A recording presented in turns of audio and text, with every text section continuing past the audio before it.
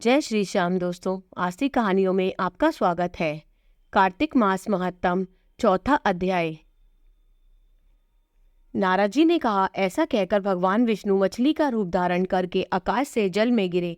उस समय विंध्याचल पर्वत पर तप कर रहे महर्षि कश्यप अपनी अंजलि में जल लेकर खड़े थे। भगवान उनकी अंजलि में जा गिरे। महर्षि कश्यप ने दया करके उसे अपने कमंडल में रख लिया। मछली के थोड़ा बड़ा होने पर महर्षि कश्यप ने उसे कुएं में डाल दिया। जब वह मछली कुएं में न समा सकी तो उन्होंने उसे तालाब में डाल दिया। जब वह तालाब में भी न आ सकी तो उन्होंने उसे समुद्र में डाल दिया। वह मछली वहां भी बढ़ने लगी। फिर मत्स्य रूपी भगवान विष्णु ने इस शंकासुर का वध किया और शंकासुर को हाथ में लेकर बद्रीवन में आ गए। वहां उन्होंने संपूर्ण ऋषियों को बुलाकर इस प्रकार आदेश दिया, मुनीश्वरों, तुम जल के भीतर बिखरे हुए वेद मंत्रों की खोज करो और जितनी जल्दी हो सके उन्हें सागर के जल से बाहर निकालो। तब तक मैं देवताओं के साथ प्रयाग में ठहरता हूँ। तब उन तपोबल संपन्न महर्षियों ने यज्ञ और बीजों सहित संपूर्ण वेद मंत्रों का उद्धार किया। उनमें से जितने मंत्र जिस ऋषि ने उपलब्ध किए थे वही उन बीज मंत्रों का उस दिन से ऋषि माना जाने लगा। तदनंतर सब ऋषि एकत्र होकर प्रयाग में गए। वहां उन्होंने ब्रह्मा जी सहित भगवान विष्णु को उपलब्ध हुए सभी वेद मंत्र समर्पित कर दिए। सब वेदों को पाकर ब्रह्मा जी बहुत प्रसन्न हुए। उन्होंने देवताओं और ऋषियों के साथ प्रयाग में अश्वमेघ यज्ञ किया।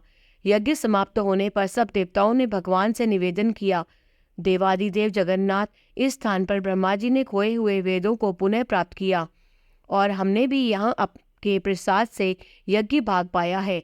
अतः यह स्थान पृथ्वी पर सबसे श्रेष्ठ, पुण्य की वृद्धि करने वाला एवं भोग तथा मोक्ष प्रदान करने वाला हो। साथ ही यह समय भी महापुण्यमय और ब्रह्मगाती आदि महापापियों की भी शुद्धि करने वाला हो तथा तय स्थान यहाँ दिए हुए दान को अक्षय बना देने वाला भी हो। यह वर दीजिए। भगवान विष्णु बोले, देवताओं, तुमने जो कुछ कहा वह मुझे स्वीकार है। तुम्हारी इच्छा पूर्ण हो। आज से यह स्थान ब्रह्म क्षेत्र के नाम से प्रसिद्ध होगा। सूर्य वंश में उत्पन्न राजा भगीरथी के यहाँ गंगा को ले आएंगे और वहाँ सूर्य कन्या यमुना से मिलेगी। और ब्रह्मा जी, तुम सब देवताओं मेरे साथ यहाँ निवास करो। आज से यह तीर्थ तीर्थराज के नाम से विख्यात होगा। तीर्थराज के दर्शन से तत्काल सब पाप नष्ट हो जाएंगे। जब सूर्य मकर राशि में स्थित होंगे उस समय यहाँ स्नान करने वाले मनुष्यों के सभी पाप का यह तीर्थ नाश करेगा। यह काल भी मनुष्यों के लिए सदा महान पुण्य फल देने वाला होगा। माघ में सूर्य के मकर राशि में स्थित होने पर यहाँ स्नान करने से सालोक्य आदि फल प्राप्त होंगे। देवादिदेव भगवान विष्णु देवताओं से ऐसा कहकर ब्रह्मा जी के साथ वहीं अंतर्ध्यान हो गए। तत्पश्चात इंद्रादि देवता भी अपने अंश से प्रयाग में रहते हुए वहां से अंतर्ध्यान हो गए। जो मनुष्य कार्तिक में तुलसी जी की जड़ के समीप श्री हरि का पूजन करता है वह इस लोक में संपूर्ण भोगों का उपभोग करके अंत में वैकुंठ धाम को जाता है। जय श्री श्याम।